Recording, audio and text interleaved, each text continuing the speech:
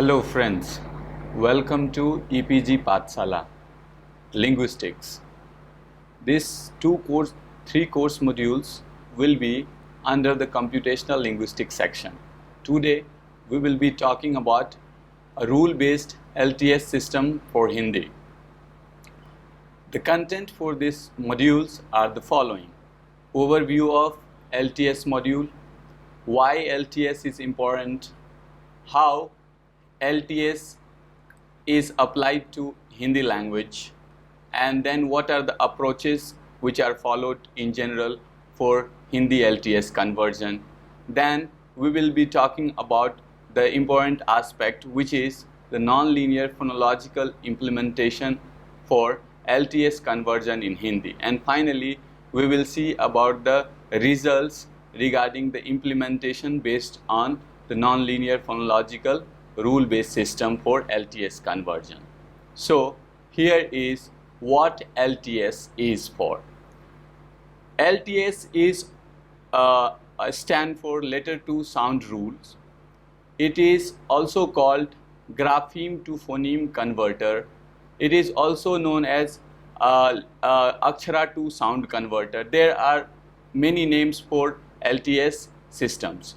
So the main objective of an LTS system is to find the relationship between orthography and its pronunciation. So how the letters and their pronunciations are related, that objective is captured in LTS rule sets or LTS module or LTS software applications.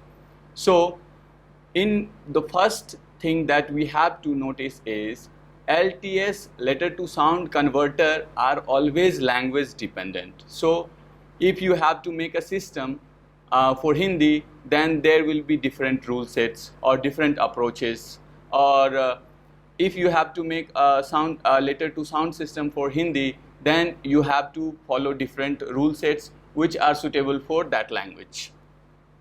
So we have to see that letter to sound rules are not so straightforward for many languages. There are few exceptions such as Spanish and French, where generally letter to sound rules are exist in one-to-one relationship. But in most of the languages, such scenes are not there. Even for Hindi, if you see swa deletion and many other phenomena where the relationship between orthography and its phoneme is not one-to-one. The non-linearity exists. For example, how we have to see what is why it is so intriguing, why LTS is so intriguing. So if you see the two English word, the first word is but, written as B-U-T and read as but. So U is replaced by swa. But if you see the other word P-U-T, put, the U is replaced by U. So here if you see U has two phonemic relationship. One, it is mapped to swa, and another it is mapped to a. So here this is not like one-to-one. In these two words of English, if you see the relationship between U for the orthography U and phoneme U and T, is not one-to-one. So U can be mapped to swa or U can be mapped to U. So next thing is why LTS is important. So we will talk about the application where letter to sound converters are used. Letter to sound converters are used in text to speech synthesis applications and automatic speech recognition systems. LTS module or application is a necessary component for TTS and ASR systems. So then why LTS is so important to these applications? We can use a dictionary as well, but the problem with dictionary is that dictionaries are always closed in nature. What does closed stand for? Closed stand for that you cannot include each and every words of the particular language into a dictionary. For example, there can be proper names, or if we are covering, let's say, medical section, then there can be many digits name that cannot be included, which will not be in the dictionary as such in general. So that becomes problematic. And TTS and ASR systems, on the other hand, are very open in nature. A user can put any words which may not exist in dictionary. Then you need a module which on fly can convert the sound and the phoneme sequence for those words which is useful, which is needed for text-to-speech system or automatic speech recognition system. So to synthesize a sound in TTS system, we need the phonemic sequence of a word. Similarly, to recognize the words in ASR, we need the phonemic sequence for each and every word. That's why LTS becomes so important to TTS and ASR. So next we will see what is the intriguing aspects of LTS conversion in Hindi, which aspects of Hindi phonologies are creating non-linearity in Hindi LTS conversion. So Hindi LTS conversion has two important aspects which are called swa deletion, and another is called anuswara anunasika disambiguation. So we will talk about these two aspects in detail, how these can be sorted out for LTS conversion using non-linear phonological approach. Here I am again emphasizing non-linear approach.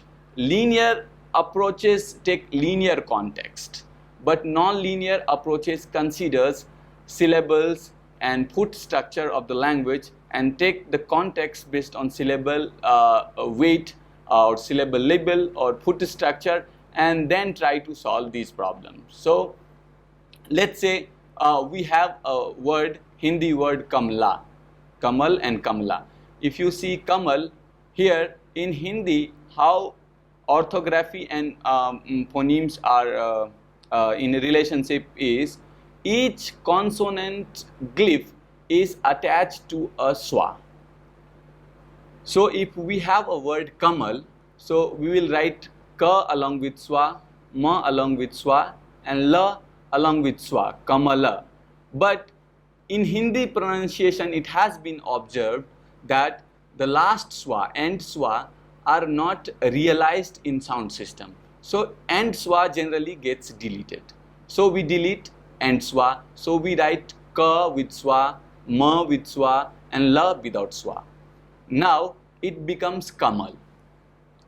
Similarly, if we have the word Kamala, here we can see that we can write Ka with swa, Ma with swa, and La. If A is there, the vowel is there, then swa automatically gets deleted. So it becomes Ka with swa, Ma with swa, and La and A. So what happens if we do not pronounce word Kamla as Kamala, it's Kamla. So swa after Ma also gets deleted. So we have to see how these contexts can be captured so we can reach to that phonemic level by deleting such swas. That is called internal swa deletion, that we will see in the following sections. And next, the problem that we discussed is anuswara anunasika disambiguations.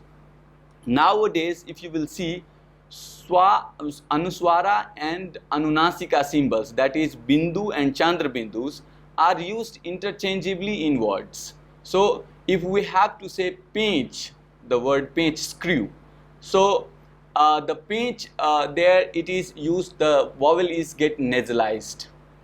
And in another same context, just with punch, let's say some judges in small villages, we call them punch, a bunch of people who decides on some village matters, disputes, that is called punch. That there we used nasal vowel. nasal consonant N. So one in this in word pinch, it becomes vowel gets nasalized, and word punch we used nasal consonants. So the contexts are same, but we are using once it is getting nasalized, and in other we use nasal consonant. So these are the intriguing aspects that we have to deal to reach the objective of letter to sound conversion in Hindi. These are the two important aspects. So next we'll talk about what are the approaches that has been followed in general to reach to the objective of letter to sound rule conversion. So there are two main approaches. One is linear phonological rules based approaches, and Sprott and Narasimham has used this for grapheme to phoneme conversion in Hindi. There are many other researchers who have used these linear approaches. Famously are Manojit Chaudhary's work on letter to sound rules, and Kalika Bali and others have used these approaches. And the other one is non-linear phonological approaches that has been used, that has been proposed by Pandey in 1989 and 1991 for solving these problems of schwa deletion in Hindi. So this discussion is based on non-linear phonological rules implementation for Hindi LTS conversion. So we'll talk about first section is how akshara and sound. We are calling akshara to Hindi graphemes because each sound, each consonant has an schwa attached to it, a schwa attached to it. So each consonant glyph in Devanagari is inherently associated with a mid-central vowel that is called schwa or its lower counterpart. If consonant is followed by a vowel diacritic mark or a diacritic called halant, then schwa gets deleted. Inherent schwa is not realized in a case of consonant at word final position, and short vowel at the final positions get lengthened. These are the main akshara to sound correspondence rule. So at first level, when we will get these a word, we will have to use these following these four rules to get the first level phonemic sequence for those words. That's why this is called akshara to sound correspondence rule. Next section is syllabification. How we will reach to the syllable level to apply the non-linear phonological rules. So syllable division becomes necessary to apply non-linear phonological rules. So in Hindi inventory, there are both simple and complex syllable syllables. So the simple syllables are V and CV patterns, and the complex are CV, CC, CV, CC, V, C, and many other such sequences. So it has been observed that Hindi syllables is following a particular pattern, and those pattern is based on maximum onset principle.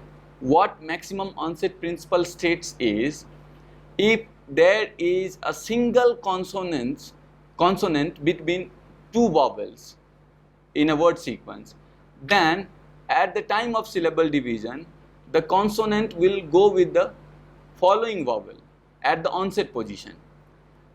This means in case of single consonant, the onset is getting maximized. If there are two consonants between a word, then one goes at the coda consonant at the coda position in the preceding syllable, and onset at the following syllable. If there are three consonants between two vowels, then one stands for coda of the preceding syllable and two goes to the onset of the following syllables. This implies that always onset is getting maximized in Hindi syllable structure pattern. So Hindi syllables follows the maximum onset principle, and based on the maximum onset principle, we have proposed 7-8 syllable syllabification pattern that is called the regular expression for syllable syllabification in Hindi. So I'm going to emphasize that if we have a single vowel, let's say E, then that E itself is a syllable. And if or let's say main is a word and there is a single vowel, so main itself is a word also and a syllable also. If there are two vowel sequence only, let's say the word I come or came, in that case A and E, these are two vowel sequences. So in case of vowel sequences, these two vowels are the separate syllables, so there will be two syllables. If you have let's say many consonants, C star and then a single vowel and then C and then V, then CV and CV can be two syllables. So based on that pattern, there are many such sequences. So you have to see the main pattern. If there is a consonant between a single consonant between two vowels, then the consonant will go to the following vowel at the onset position. And if there is two consonants between the vowels, then one goes at the coda position and another goes at the onset position of the following syllables, and similar such rules are followed. But there are some exceptions as well to this rule. If the consonants are like a particular pattern, then in that case both the consonant may go to the following syllable at the onset position. So in this section we will take a simple example.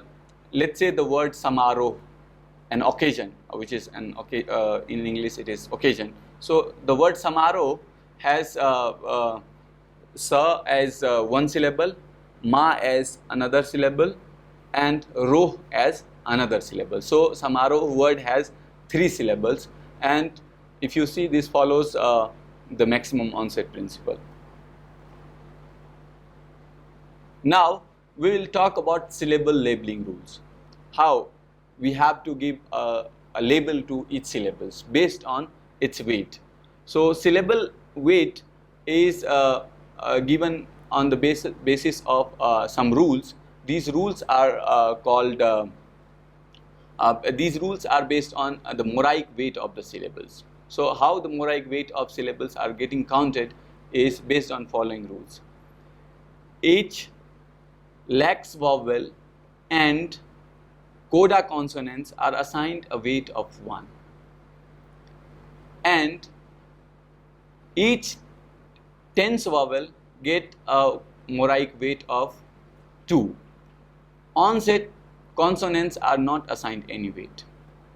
So if you see the word Samaroh, which has 3 syllables, so word Sa, the syllable Sa, the first syllable of Samaroh, Sa has a lax vowel Swa, and there is no coda consonant.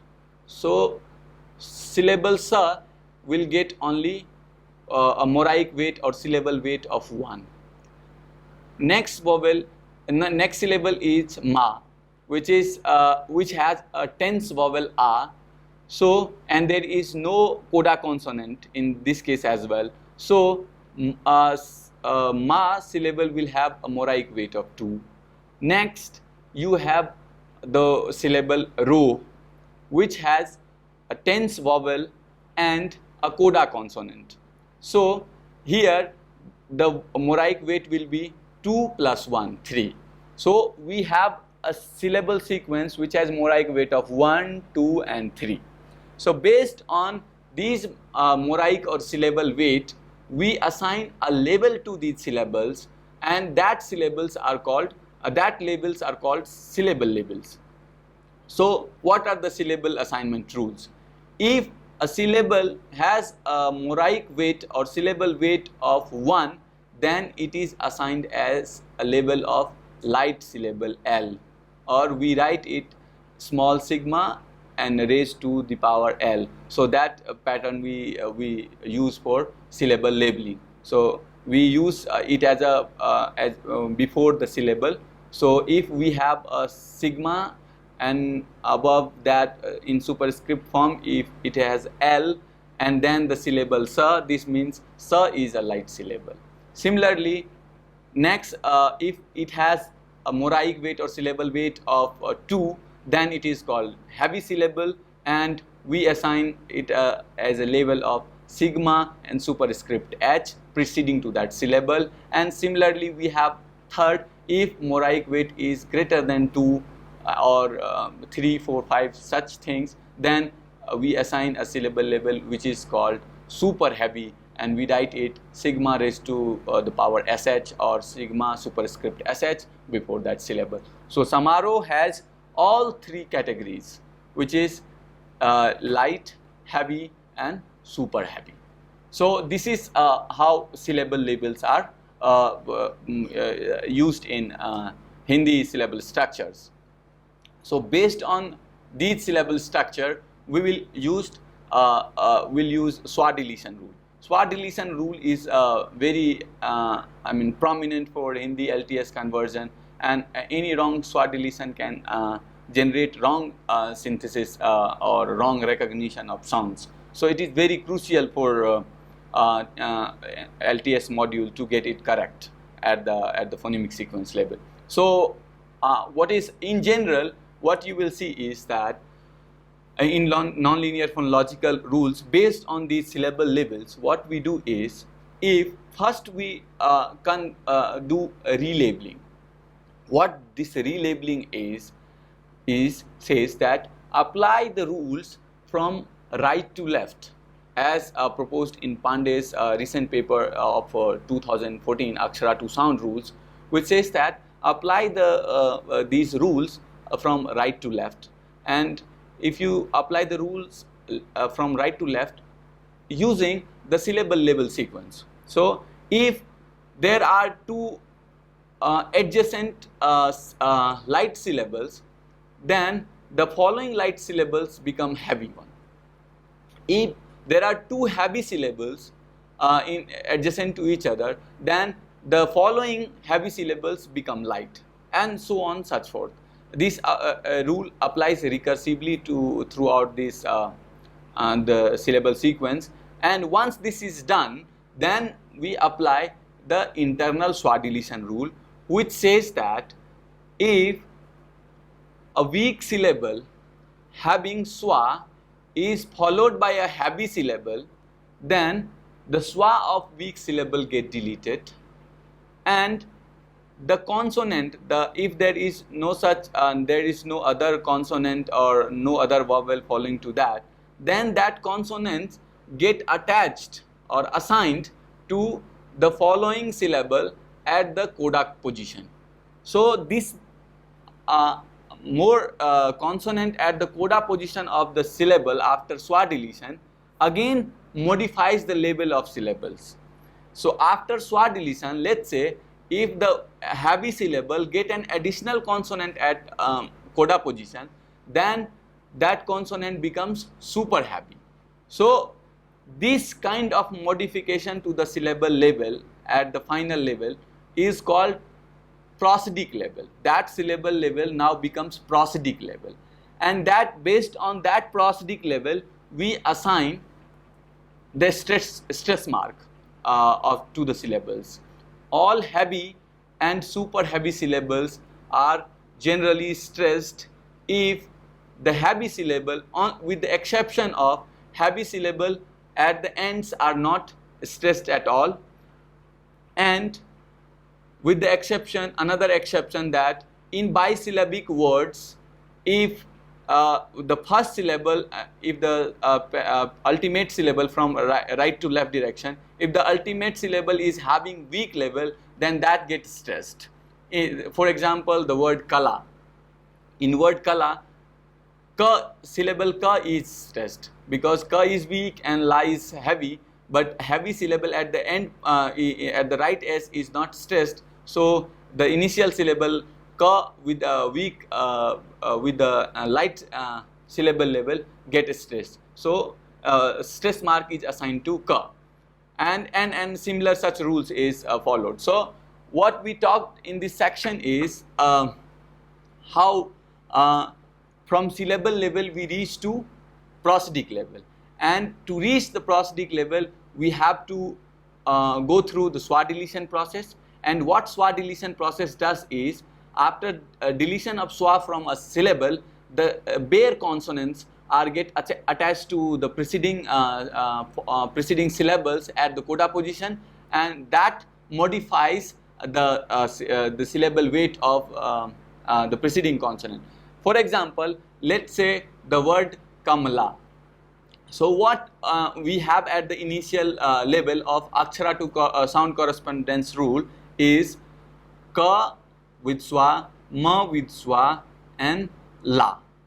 So if we assign this syllable level to each syllables, we have 3 syllables in it: ka, ma, and la. La is obviously heavy, ma is again weak or light, and ka is also light.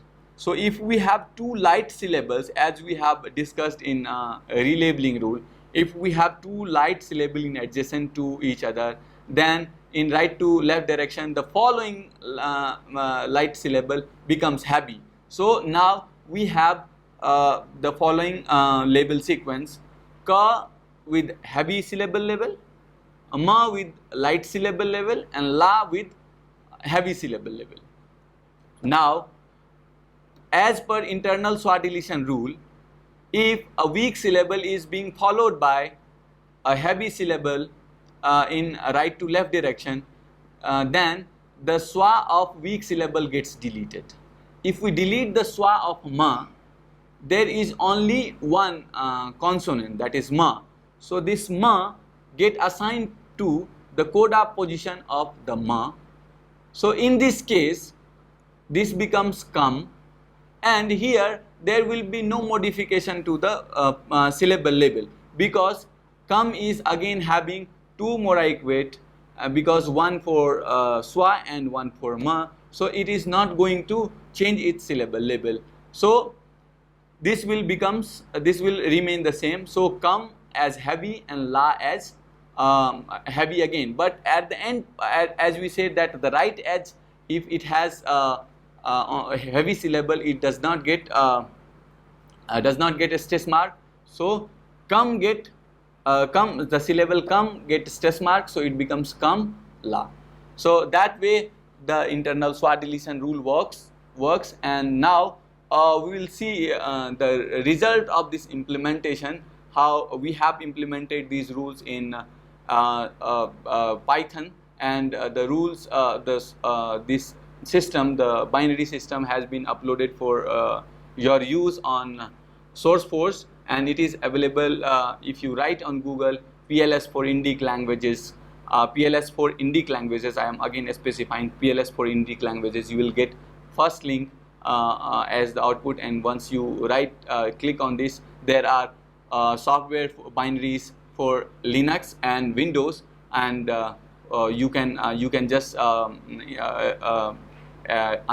unzip it on your system, and you can use this is a binary. Just by clicking it, you can use for your purposes. You have just to give your words as an input, and you will see all these labels along with syllable structure, their level and prosodic level, and their stress mark in the output. So this is a complete LTS module, which does not only specify the sound sequences, but also specifies the stress pattern for the syllables. So I'm going to discuss about the result, what has been we have achieved on the test set, and here are the results. We have tested it on a number of words, let's say 3,705 words, which has nasal vowels and nasal orthography, and we got the accuracy of 97.79%.